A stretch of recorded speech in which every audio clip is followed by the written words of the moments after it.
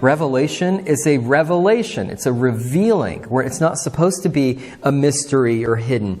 God wrote the book of Revelation for us to understand and to know when these things shall be. So all we have to do, we have the rapture there in verse 31 of Matthew 24. So all we have to do is go back now and go backwards and see what happens before the rapture. Okay? And that'll tell us the sequence of events. So going back to Matthew 24, and I encourage you to open up your Bibles and read along with me. And we see that, they ask him in verse 3, when will these things come to pass? And in verse 4 of Matthew 24, and Jesus answered and said unto them, take heed that no man deceive you. For many shall come in my name, saying, I am Christ, and shall deceive many. And ye shall hear of wars and rumors of wars. See that ye be not troubled, for all these things must come to pass, but the end is not yet. So first we're going to have wars and rumors of wars, which we do hear about right now. And then we're going to have in verse 7, for nation shall rise against nation and kingdom against kingdom, and there shall be famines and pestilences and earthquakes in diverse places. All these are the beginning of sorrows. Now, notice in the second seal of Revelation 6 that we covered, what was the second seal? It was war. It was the red horse riding in, bringing war after the first seal when the Antichrist comes on the scene. So the order is the same here in Matthew 24. Jesus says, you shall hear of wars and rumors of wars. And then in verse 7, for nation shall rise against nation and kingdom against kingdom. That's a world war. At this point in Matthew 24, we are in that second seal. Once we see world war in today's age, that'll be it. That'll be the sign that there's no question that the tribulation period has begun. Okay, and then Jesus says in verse 8, all these are the beginning of sorrows. What does that mean? This is the beginning of the tribulation period, that 7-year tribulation. This is going to be the first 3.5 years. That first part of it, we get that from Daniel. We'll cover that in other videos. But we see in verse 9, it says, then shall they deliver you up to be afflicted, and shall kill you, and you shall be hated of all nations for my name's sake. Okay, and then shall many be offended, and shall betray one another, and shall hate one another, and many false prophets shall arise, and shall deceive many. So has the rapture occurred at this point? Okay, what are we seeing? We're seeing a world war, and then we're seeing, people betraying one another, and we see martyred saints. We see saints being killed, and, they'll deliver you up to be afflicted, and shall kill you. So the rapture hasn't occurred. We're only on verse 9. Remember, the tribulation, it says after the tribulation in verse 29, immediately after the tribulation of those days. It comes out right and just says it.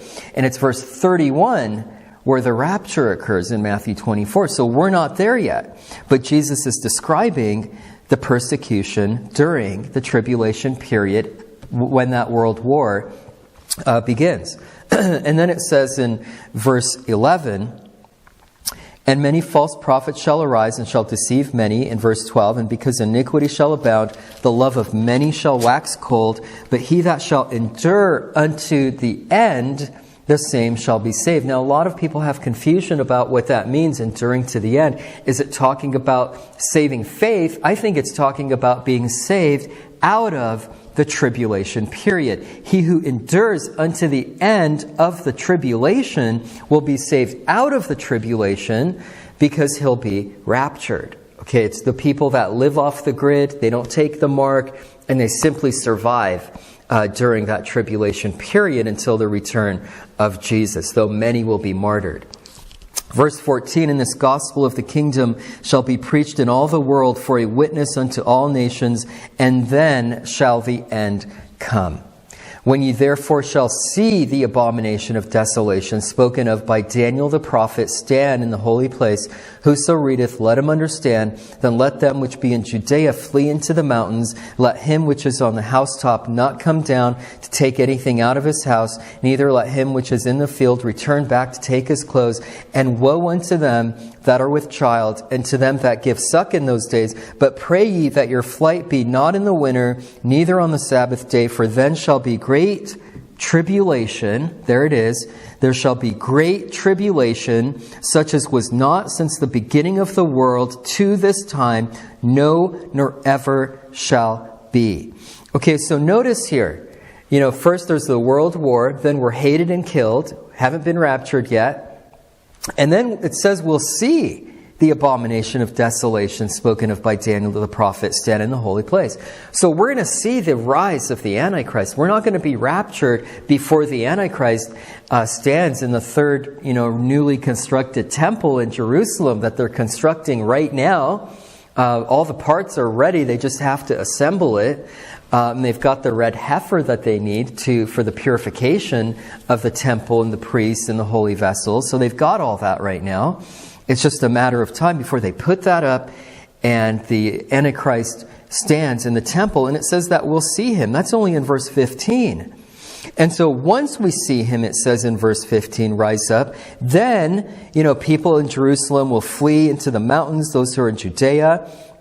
And then in verse 21, for then shall be great tribulation. So once the Antichrist rises up, we get into the period of history, of world history, known as the Great Tribulation.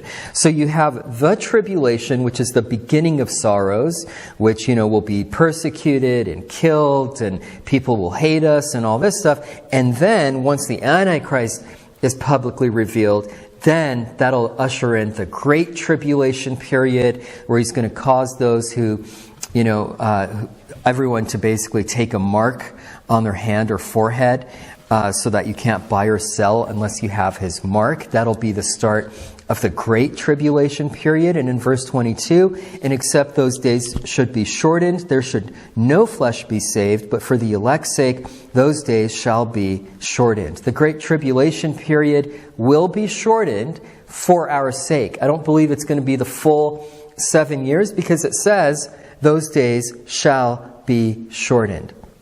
Okay, so at that point, we're going to get close. We're close to being raptured. In verse 23, then if any man shall say unto you, lo, here is Christ, or there, believe it not. For there shall arise false Christs and false prophets, and shall show great signs and wonders, insomuch that if it were possible, they shall deceive the very elect. Behold, I have told you before. Wherefore, if they shall say unto you, behold, he is in the desert, go not forth. Behold, he is in the secret chambers, believe it not. For as the lightning cometh out of the east and shineth even unto the west, so shall also the coming of the Son of Man be.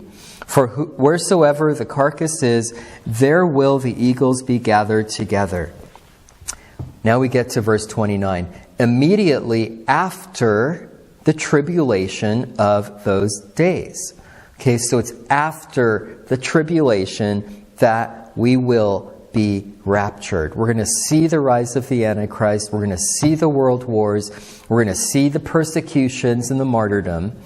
And then it says, immediately after the tribulation of those days shall the sun be darkened, and the moon shall not give her light, and the stars shall fall from heaven, and the powers of the heavens shall be shaken. And then shall appear the sign of the Son of Man in heaven, and then shall all the tribes of the earth mourn, and they shall see the Son of Man coming in the clouds of heaven with power and great glory, and he shall send his angels with a great sound of a trumpet, and they shall gather together his elect from the four winds, from one end of heaven to the other. So it's literal, it's chronological, it's listed in order. All you have to do is read Matthew 24 or Luke 21 or Mark 13 chronologically, and you'll see exactly that. It's very clear that, it's after the tribulation. And the Bible, is very clear on that, because again, when you line that up with Revelation 6 and the sixth seal, you see that it's after the war, it's after the famines, it's after the plagues, it's after the earthquakes, it's after the martyrs and in the fifth seal, that are martyred for their testimony, is what it says. And then it's the sixth seal that brings about the sun being blackened, and the moon being turned to blood and all of that before the return of Jesus Christ and the rapture of the church. So read chronologically, Matthew 24, Revelation 6 line up perfectly. Revelation 7 after that is the rapture, the second half of Revelation 7. And then Revelation 8 begins the trumpet judgments of God.